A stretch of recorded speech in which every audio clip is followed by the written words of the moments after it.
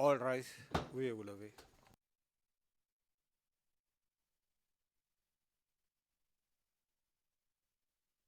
Afternoon, everybody, or is it good evening? You can hear me, everybody? Please sit, you may sit down. Please be seated. Please be seated. The appeals chamber will now hear the prosecution's response. La présidente, la chambre d'appel va maintenant attendre la réponse de l'accusation. L'accusation dispose d'une heure dans le cadre de cette partie de la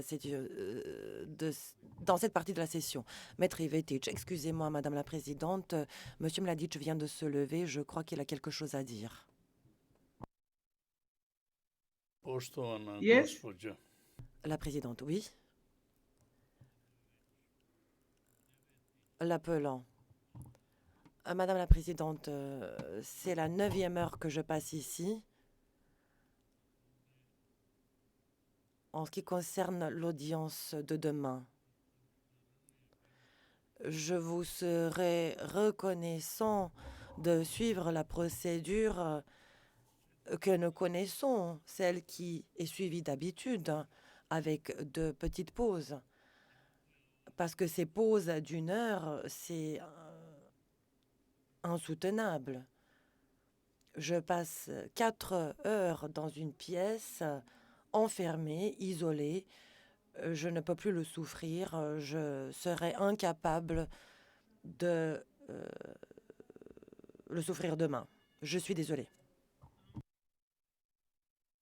as I understand the 1 hour break we have, La présidente, si nous ménageons des pauses d'une heure, c'est pour permettre l'aération de la salle d'audience. Mais voilà, je m'adresse au greffe pour obtenir une réponse. Est-il possible d'avoir des pauses qui seraient plus courtes? Le greffier d'audience, Madame la Présidente, nous allons étudier la question et je ferai savoir la réponse fournie par mes collègues avant la fin de l'audience d'aujourd'hui. La Présidente, merci. Maintenant, je donne la parole au au représentant de l'accusation.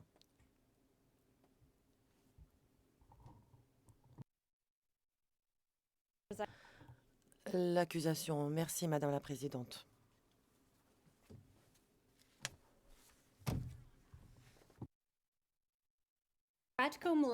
Mesdames et Messieurs les juges, Ratko Mladic n'est pas un héros de guerre, c'est un criminel de guerre. Il a abusé le pouvoir militaire qui lui a été conféré pour prendre pour cible délibérément la population civile et ce faisant, il a détruit des vies, des familles et des communautés. Une déclaration de culpabilité a été prononcée à juste titre à son encontre parce qu'il a commis des crimes les plus atroces du XXe siècle. Au cours du procès, qui a duré pendant plus de 3 ans et demi, la Chambre de première instance a entendu les témoignages de presque 600 témoins et a admis presque 10 000 pièces à conviction. Après avoir apprécié dans son ensemble le dossier de l'affaire,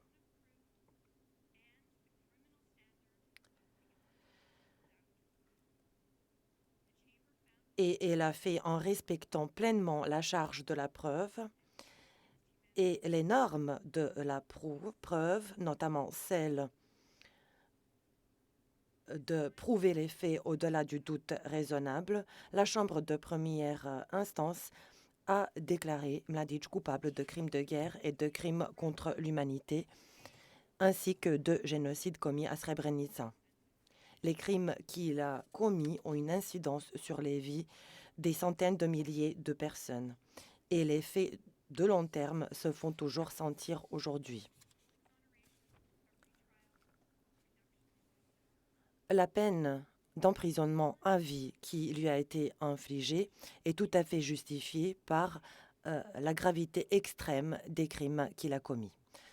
Dans son mémoire d'appel, Mladic remet en cause le jugement et demande d'être acquitté, demande la réouverture du procès ou une réduction de la peine qui lui a été infligée.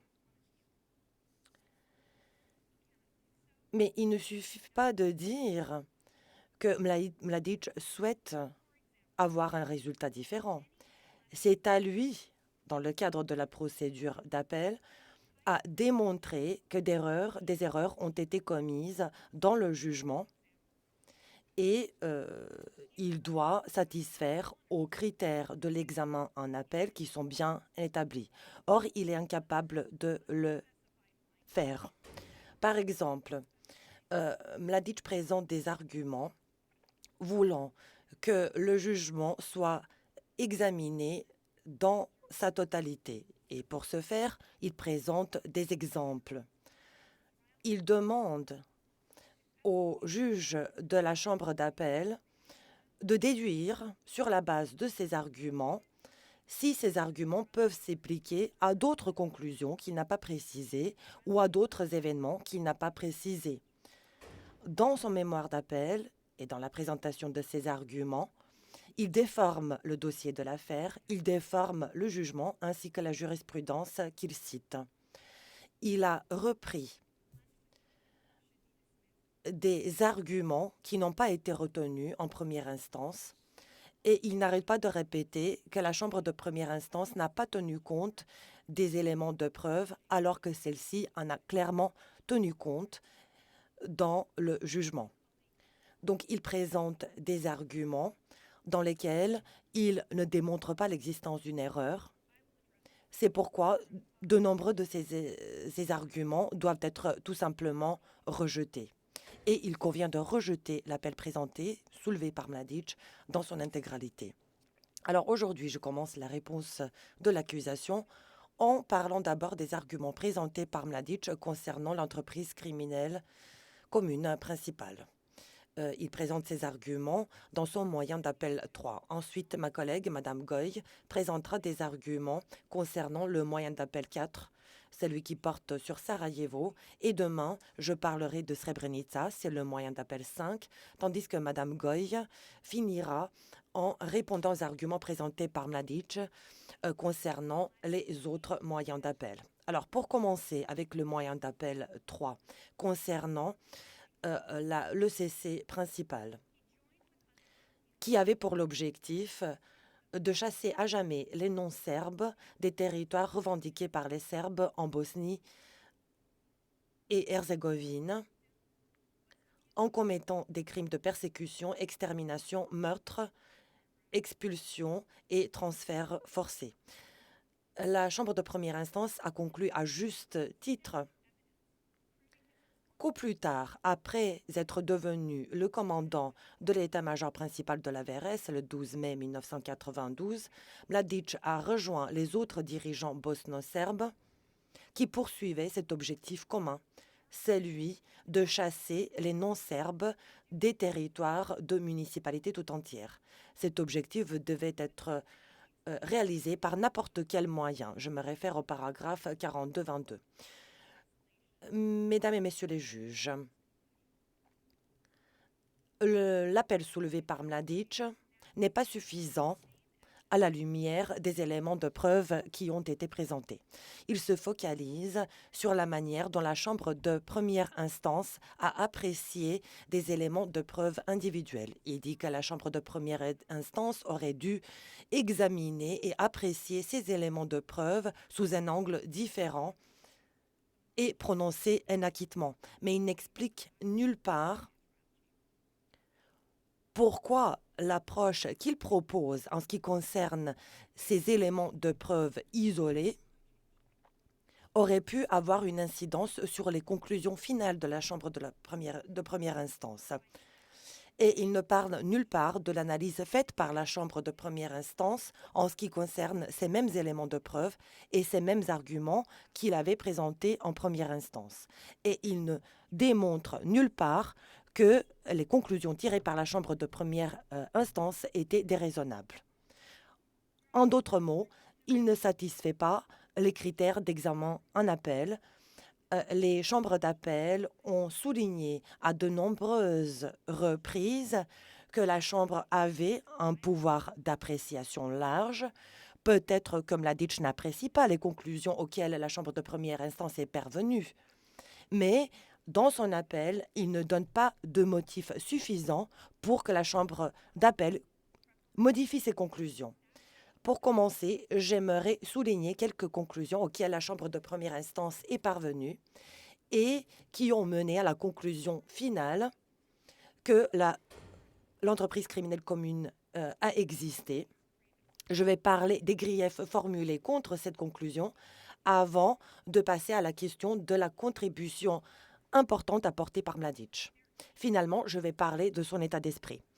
Mesdames et messieurs les juges, il n'y a aucun doute que l'entreprise criminelle commune principale a existé et que Mladic l'a rejoint en 1992. Même avant de la rejoindre, Mladic savait qu'il y a eu des prises de pouvoir violentes qui ont transformé la structure des municipalités qui avaient été multiethniques auparavant. Ces municipalités sont devenues purement serbes. Dès 1991, des préparatifs ont été entamés pour créer des institutions politiques serbes séparées au niveau des municipalités et au niveau de la République. Conformément aux instructions données par le président des Serbes de Bosnie, Radovan Karadzic, les autorités bosno-serbes ont créé des cellules de crise et ont mobilisé la police civile et les unités de la défense territoriale dans chacune des municipalités. L'objectif était d'établir un contrôle serbe au niveau des municipalités, si nécessaire, par des moyens militaires. Il s'agissait des municipalités où les Serbes faisaient la majorité, mais aussi des municipalités où les Serbes représentaient la minorité de la population.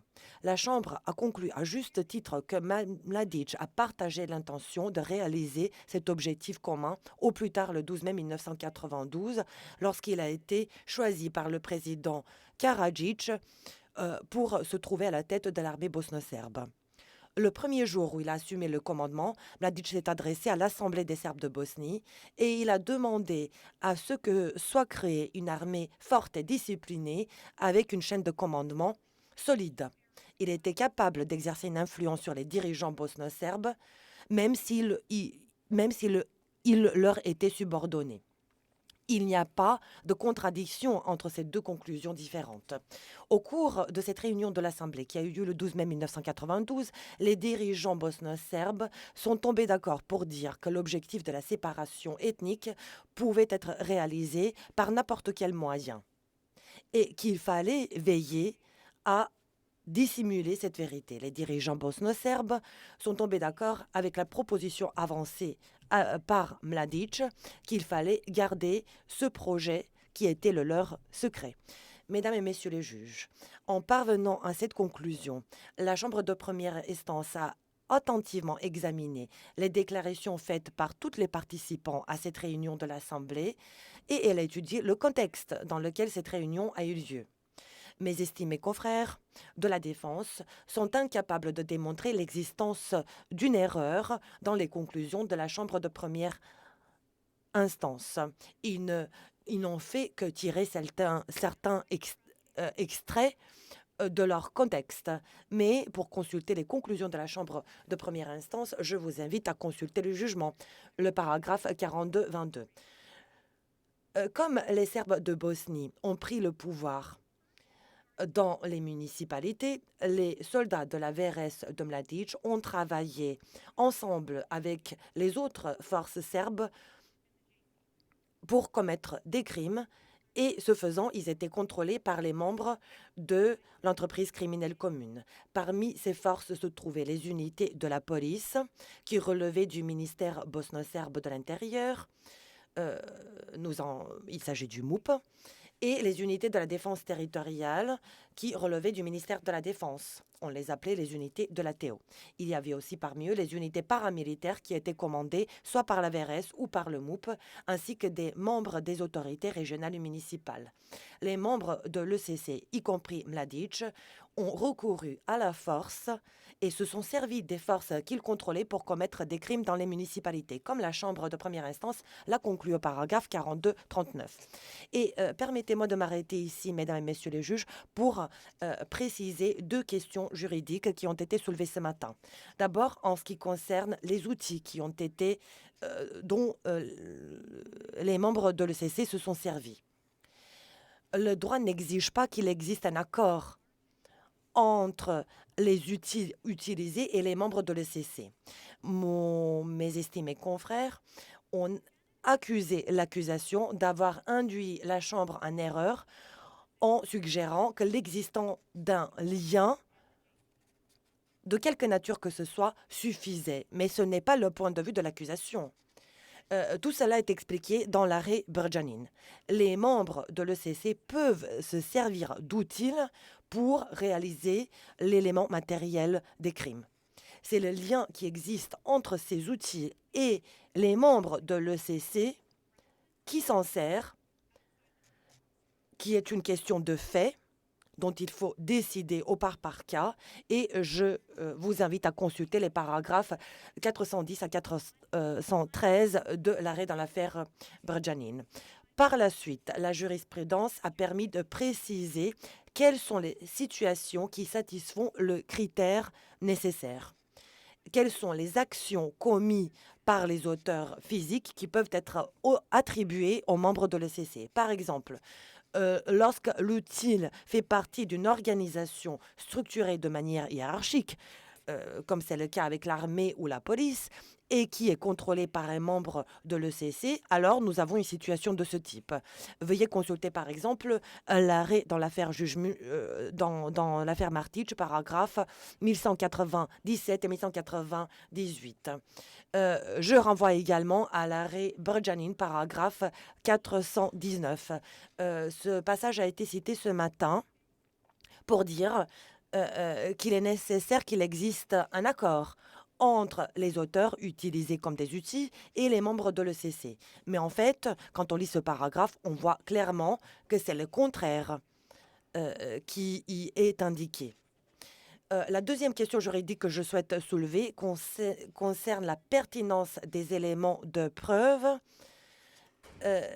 qui ne sont pas couverts sur le plan temporel par l'entreprise criminelle commune. Et il convient de distinguer sur ce point le moment où la contribution à l'ECC a eu lieu, qui doit coïncider avec l'élément moral des crimes, et doit coïncider avec le champ temporel de l'ECC. Et il faut distinguer entre ce qui est nécessaire pour prouver l'élément matériel et l'élément moral.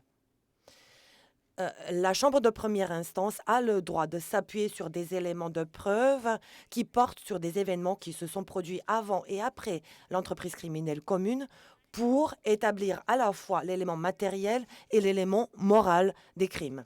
Comme le montre la jurisprudence, l'approche adoptée par la Chambre de première instance a été l'approche correcte. Et je vous renvoie à la décision rendue par la Chambre d'appel le 18 avril 2002 dans l'affaire Slobodan Milošević, ainsi qu'à l'arrêt Perlić, paragraphe 711. La Chambre a conclu raisonnablement et à juste titre que les membres de l'ECC et les auteurs physiques ont travaillé ensemble pour commettre des actes violents, pour créer une ambiance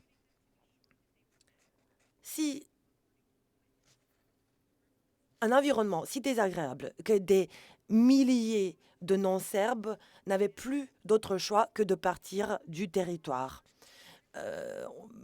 Les Croates et les musulmans de Bosnie ont été licenciés de leur travail et ils ont fait l'objet de différentes mesures discriminatoires. À Prijedor, ceux qui n'ont pas été expulsés ou envoyés dans des camps étaient obligés de porter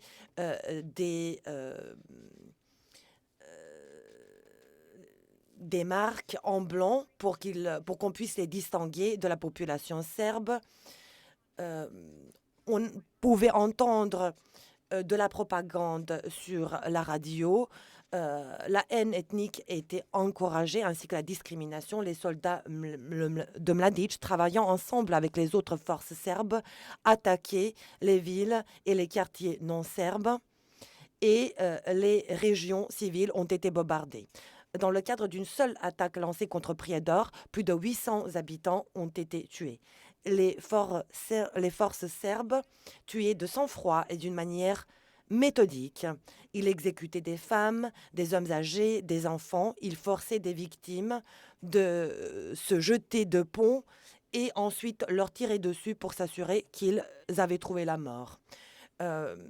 Selon les propos d'un témoin, la rivière était remplie de morts. On rassemblait les croates et les musulmans, les familles, les membres d'une seule famille étaient séparés, on volait les objets précieux aux non-serbes, on les forçait à remettre leurs biens, des convois étaient organisés pour chasser des dizaines de milliers d'hommes, de femmes, d'enfants, des territoires revendiqués par les Serbes de Bosnie.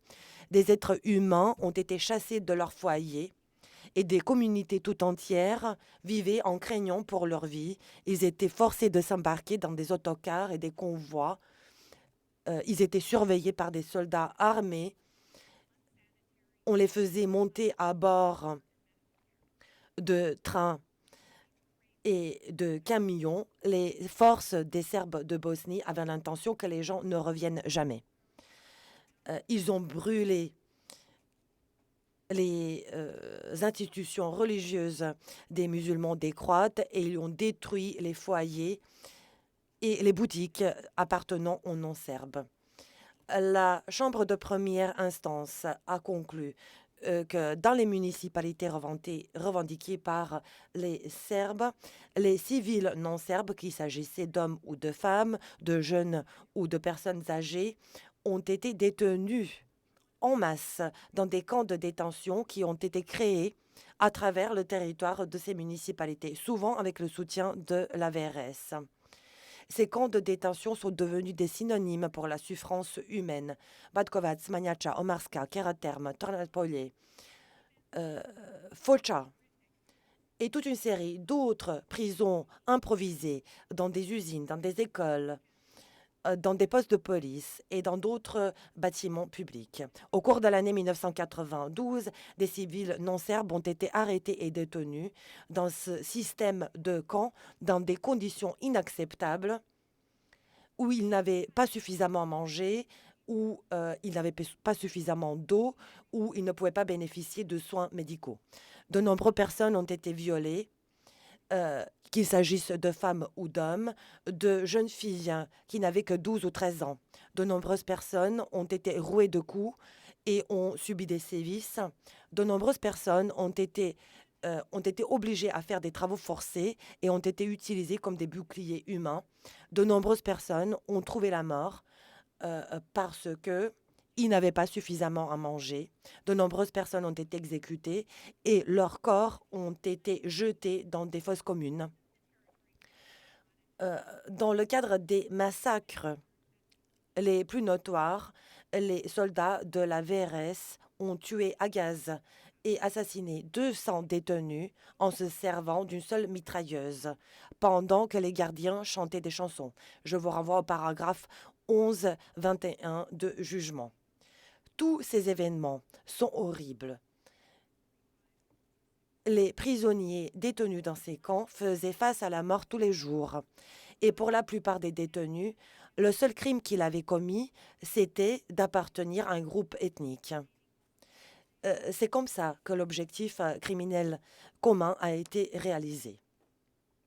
Il s'agissait de redessiner les cartes régionales, de faire souffrir la population en masse au nom d'une idéologie ethnique Et c'est ce que Mladic a accepté de faire lorsqu'il a rejoint les autres membres de l'entreprise criminelle commune au mois de mai 1992.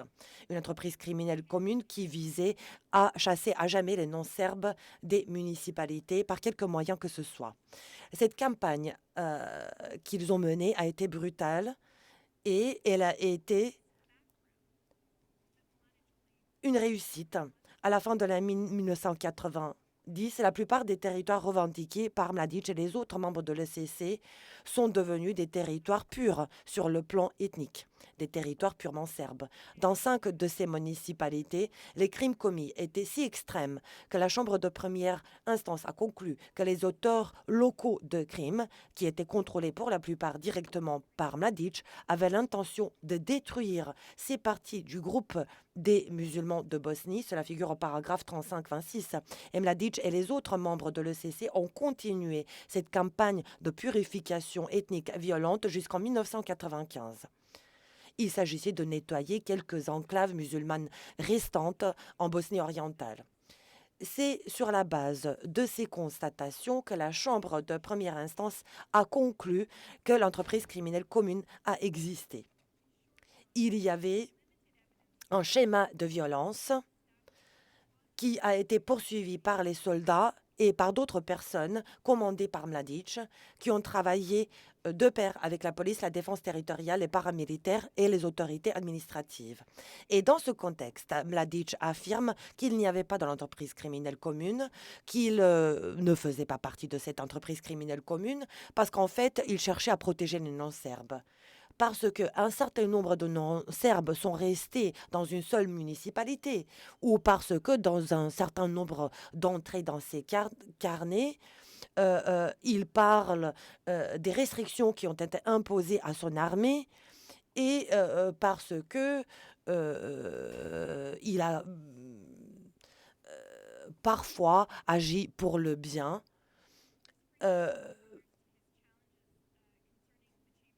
C'est pourquoi il souhaite que nous le croyions. Tous ces arguments reposent sur la manière dont la Chambre de première instance a analysé des pièces à conviction spécifique. Mais Mladic n'a pas démontré l'existence d'une erreur dans l'appréciation faite de ces éléments de preuve par la Chambre de première instance. Donc, il ne s'appuie que sur des éléments de preuve peu nombreux, et cela ne suffit pas à établir qu'il affichait une étude positive vis-à-vis des non-serbes, et cela ne suffit pas pour laisser de côté toutes les souffrances vécues par de nombreuses victimes au cours de 3 années et demie sur le territoire de 14 municipalités. Mesdames et messieurs les juges, l'entreprise criminelle commune principale a existé dans les municipalités. Et son existence est démontrée par les actions concertées commises par l'armée de Mladic et les autres organes bosno-serbes. Mladic n'a pas démontré l'existence d'une erreur dans les conclusions tirées par la Chambre de première instance. Je vais parler maintenant des griefs qu'il formule concernant sa contribution à l'ECC. La Chambre de première instance a conclu que la contribution Mladic était non seulement importante, qu'elle était essentielle. La Chambre a conclu que sans sa contribution, les crimes n'auraient pas pu être commis. Et en parvenant à cette conclusion, la Chambre de première instance a considéré les nombreuses contributions que Mladic a apportées à la réalisation de l'objectif commun. Le résumé de ces conclusions se trouve au paragraphe 4611 et 4612 du jugement. Pour commencer, Mladic commandait et contrôlait la VRS. Et les membres de la VRS ont participé à toute une série de crimes entre 1992 et 1995. Les contributions Mladic, qui sont analysées en détail dans le chapitre 9.3 du jugement, vont bien au-delà de ces tâches quotidiennes. Mladic présente 3 arguments principaux, 3 griefs principaux contre les conclusions tirées par la Chambre de première instance concernant sa contribution à l'ECC. Il dit que la Chambre de première instance n'a pas accordé suffisamment de poids aux éléments de preuve qu'il a sélectionnés, mais En même temps, il ne démontre pas l'existence d'une erreur dans l'impression faite par la Chambre de première instance. Avant de parler des trois arguments qu'il avance, je souhaite me focaliser sur une chose au sujet de laquelle il ne formule pas de grief. Parce que Mladic ne formule des griefs que contre quelques conclusions relatives à sa contribution à l'ECC. Et ces contributions restantes contre lesquelles il ne formule pas de grief suffisent pour satisfaire aux critères juridiques décrivant une contribution à l'ECC, notamment quand on considère le nombre de crimes commis par la VRS, comme le fait la Chambre de première instance au paragraphe 46.12.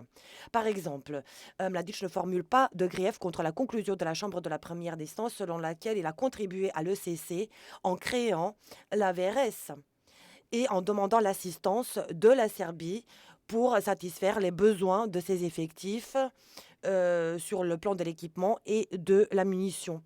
Mladic ne conteste pas la conclusion sur laquelle il a contribué à l'ECC en s'adressant à l'Assemblée bosno-serbe et en donnant des conseils aux dirigeants politiques.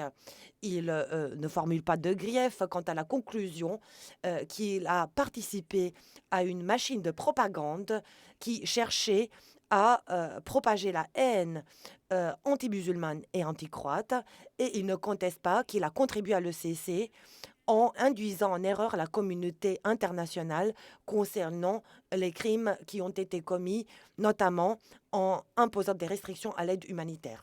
Donc Mladic ne conteste pas ces conclusions. Alors maintenant, je vais parler des formules qu'il formule et des conclusions qu'il conteste. Son premier argument concerne la resubordination des forces du MOUP à la VRS.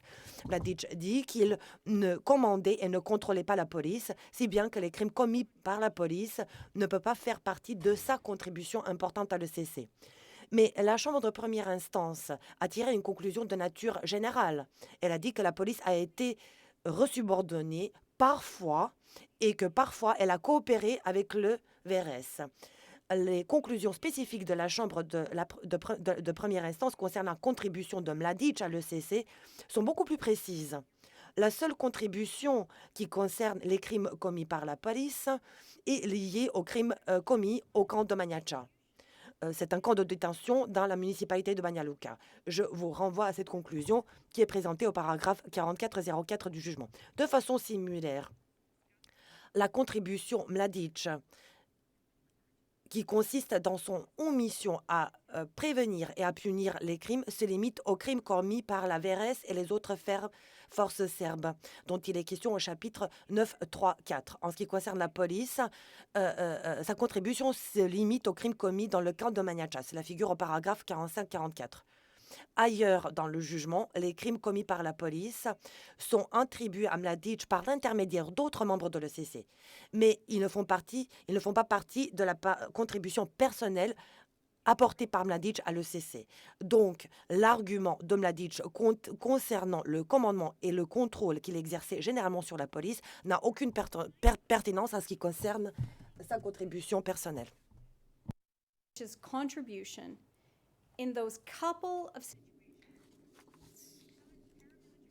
Dans d'autres lieux, les crimes commis par la police ont été attribués à Mladic dans les municipalités qui étaient sous son contrôle. Et je ferai référence au paragraphe 4402, au paragraphe 4403, et là encore au paragraphe 45-44.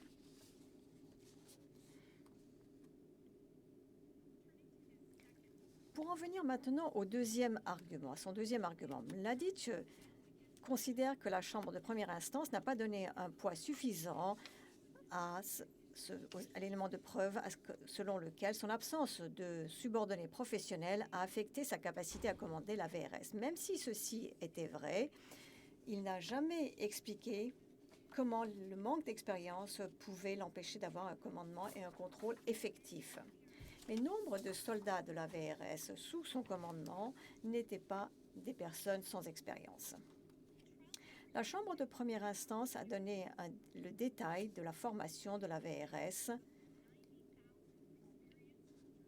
pris dans les rangs des 90 000 soldats expérimentés de l'armée populaire de la Yougoslavie, la JNA, qui étaient des Serbes de Bosnie. La chambre de première instance, au paragraphe 37-47, a constaté que nombre des commandements et des unités de la JNA avaient simplement été renommés pour s'appeler unité de la VRS. Donc la VRS n'a pas commencé avec simplement Mladic et quelques officiers comme nous avons pu l'entendre ce matin. Par exemple, le 5e corps de la JNA est simplement devenu le 1er corps de la Krajina et a été mis en place entre le 12 et le 20 mai 1992. Il s'agit donc de l'arrêt 147. C'était le corps de la VRS le plus important, avec une zone de responsabilité incluant la moitié des municipalités de la République serbe de Bosnie.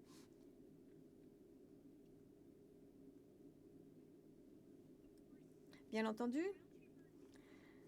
la Chambre de première instance a pris en considération des éléments de preuve en rapport avec l'indiscipline réelle, et ceci en se penchant sur des éléments de preuve extrêmement solides du haut niveau de commandement et de contrôle de Mladic sur ses subordonnés.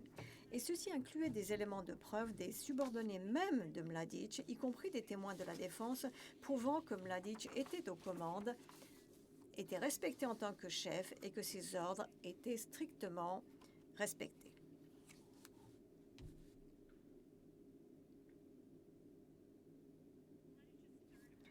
Le troisième argument de Mladic l'amène à dire que la Chambre de première instance n'a pas donné un poids suffisant à des éléments de preuve qu'il ne connaissait pas concernant des crimes spécifiques et que donc il n'avait pas réussi à punir les auteurs et que ceci ne devrait pas être considéré comme une contribution à l'ECC. Comme nous l'avons dit dans notre réponse, certains des documents sur lesquels il se base ont informé sur les crimes, parler du fait que Mladic avait été informé de crimes commis par ses subordonnés. Il y en a un qui porte sur les conditions de détention et les autres qui parlent de massacres de détenus. Mais même si ces éléments devaient être retenus en sa faveur, cela ne mène nulle part. La Chambre de première instance n'a pas constaté qu'il était au courant de tous les incidents. Cela n'était pas le cas. Les éléments de preuve amènent à conclure que Mladic était au courant des crimes contre l'humanité et savait que des crimes de guerre étaient commis contre les Bosniens et les Croates dans les municipalités et dans les lieux de détention. Pour arriver à cette conclusion, la Chambre de première instance a raisonnablement pris en compte les éléments de preuve exhaustifs concernant le commandement de Mladic, ainsi également que les crimes en question qui avaient été pour lesquels il y avait eu des rapports importants de la part des médias internationaux et des Nations Unies. Et ceci était suffisant pour parler de sa responsabilité en tant que supérieur, même si la Chambre n'a pas reçu d'éléments de preuve de Serbes de Bosnie poursuivis pour des crimes de guerre commis contre les non-Serbes entre le 12 mai 1992 et le 30 novembre 1995. Il s'agit du paragraphe 45-45. Et au lieu de cela, Mladic a choisi de couvrir les crimes et d'encourager et de féliciter les officiers de la VRS impliqués dans ces atrocités. Aucune des trois contestations de l'élément matériel de Mladic nous démontre d'erreur dans les conclusions de la Chambre sur sa contribution.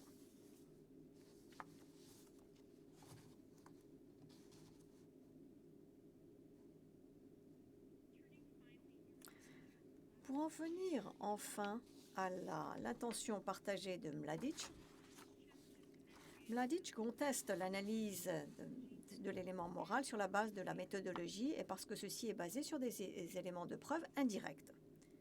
Tout d'abord, il n'y avait rien d'erroné dans la méthodologie de la Chambre de première instance. L'approche de la Chambre de première instance était parfaitement cohérente avec la logique adoptée dans le jugement en appel de Stanislav Milošević, et je devrais dire clairement que ce jugement SES ne considère pas que la Chambre de première instance doit à chaque fois suivre un ordre d'analyse particulier dans toutes les instances.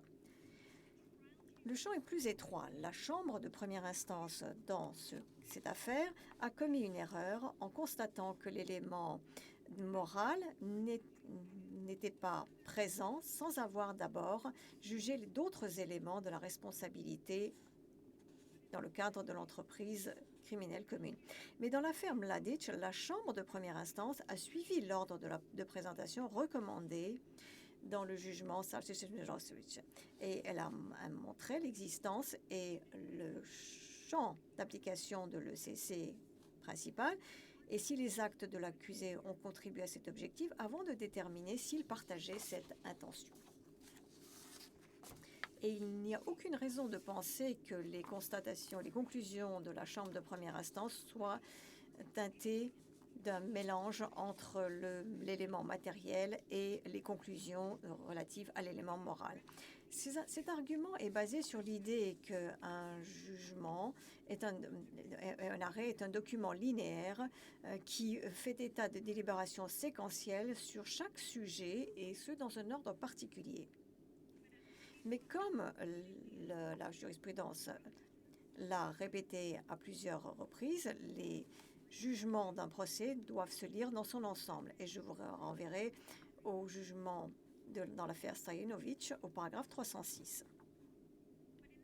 Mais il n'y a pas dans ce cas de confusion et de mélange. Mladic ne peut pas identifier un seul exemple clair de ce problème. Ce que ces exemples montrent, c'est que la Chambre a utilisé un langage qui est conforme à son analyse mens rea de l'élément moral dans le chapitre sur les contributions. Et des références croisées sont faites également dans le chapitre sur les contributions aux éléments de preuve qui ont été analysés dans le chapitre sur l'élément moral. Il n'y a rien de faux et d'erroné. Et comme le reconnaît Mladic au paragraphe 288 de son mémoire d'appel, il n'y a rien d'incorrect dans le fait que la Chambre se repose sur les mêmes éléments de preuve sous-jacents ou les mêmes conclusions factuelles pour tirer des conclusions sur différents aspects de cette affaire. Le deuxième argument de Mladic concerne le fait que la Chambre se soit reposée sur des éléments de preuve indirects pour en déduire des conclusions quant à l'intention.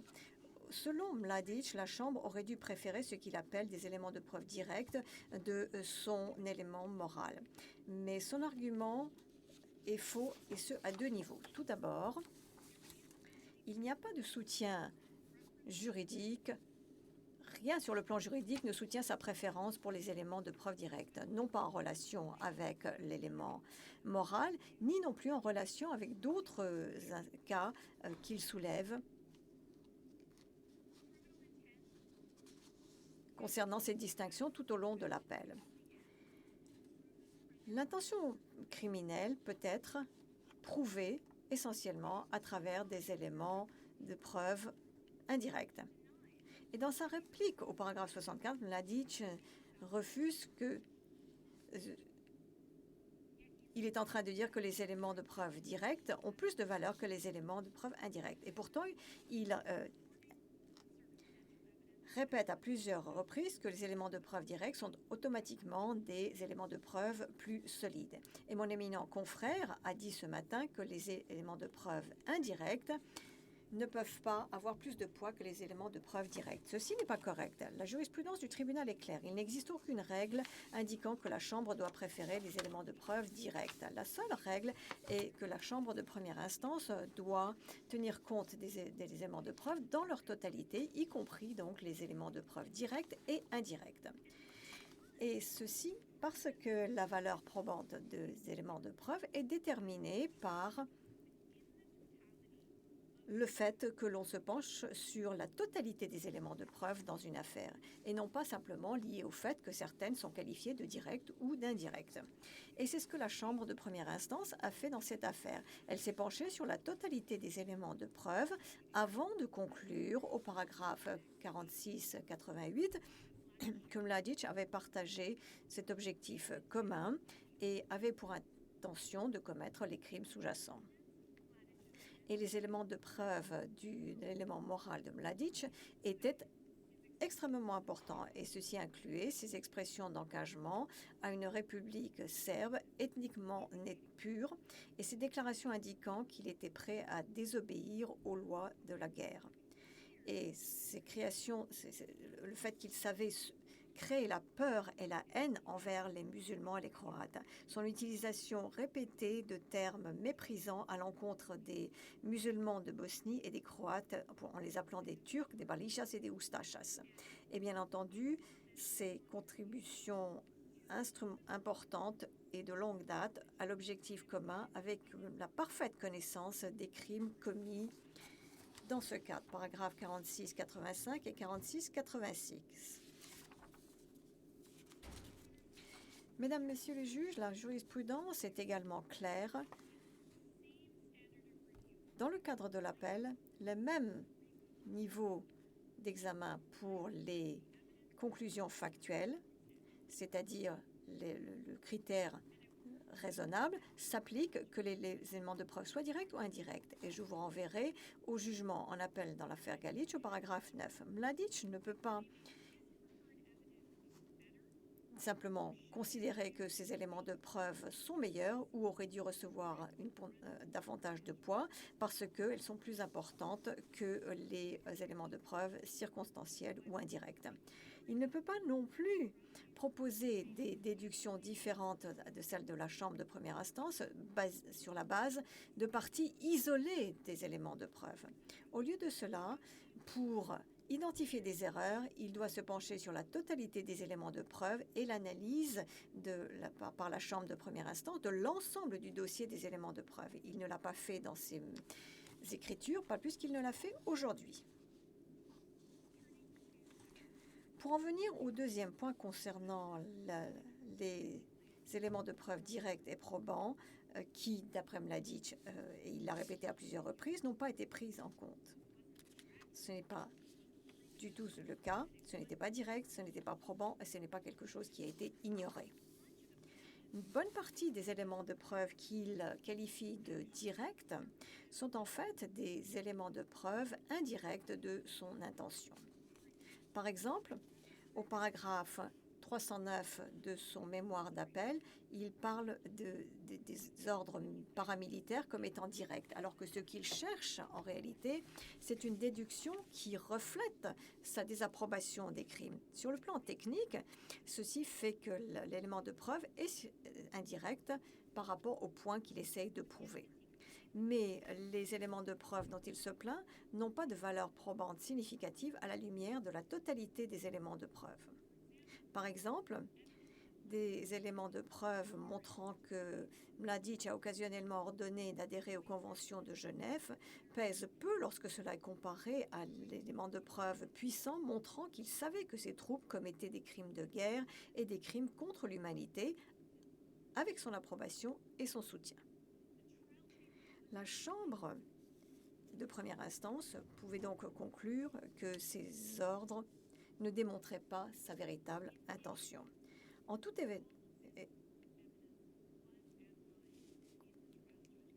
état de cause, tous ces éléments de preuve ont été analysés dans le jugement. Rien de tout ceci n'a été laissé de côté. Lorsque l'on considérait que les éléments de preuve étaient pertinents, ces éléments de preuve étaient pris en compte par la Chambre de première instance dans son raisonnement. Mladić ne peut pas démontrer d'erreur en se plaignant que la Chambre de première instance n'a pas fait référence spécifiquement dans la section sur l'élément moral aux éléments de preuve non pertinents ou aux évidences qu'il considère comme n'étant pas fiables ou étant imprécis. Pour conclure sur ce moyen d'appel 3, Mesdames, Messieurs les juges, la Chambre a raisonnablement conclu, sur la base de la totalité des éléments de preuve dans cette affaire, que Mladić était un membre de l'entreprise criminelle commune principale, que ses contributions étaient essentielles et qu'il a partagé l'intention de commettre des crimes de persécution, d'extermination, de massacre, de déportation et de déplacement forcé. Les arguments déficients de Mladić n'indiquent aucune erreur. Mesdames, Messieurs les juges, il faudrait donc rejeter le moyen d'appel 3.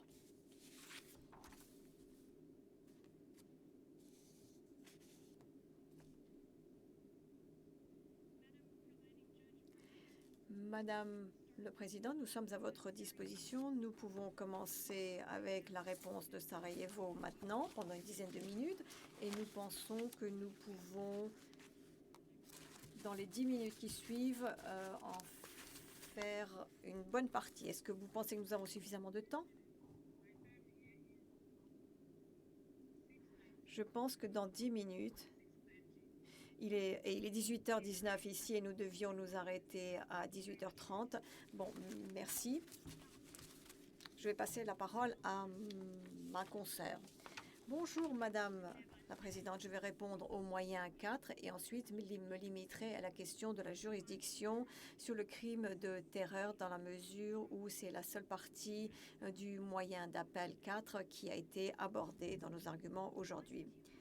Le TPY a compétence sur les crimes de terreur. L'interdiction de la terreur dans le droit coutumier international n'est pas remis en question par Mladic. Mais la criminalisation de la terreur, la responsabilité criminelle individuelle pour les crimes de terreur font également partie du droit coutumier international, et ce, au moment des événements. Infliger la terreur à une population civile au moment des événements de Sarajevo a été jugé dans un certain nombre d'affaires devant le TPY et devant le mécanisme. Dans l'affaire Garlic, la Chambre de première instance du TPY a examiné la responsabilité pénale pour les crimes de terreur dans le cadre du droit coutumier international.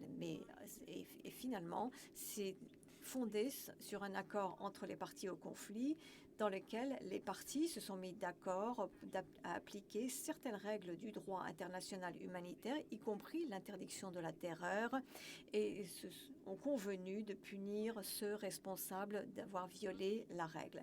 Il s'agit du jugement dans le procès Garlic au paragraphe 124 et 127.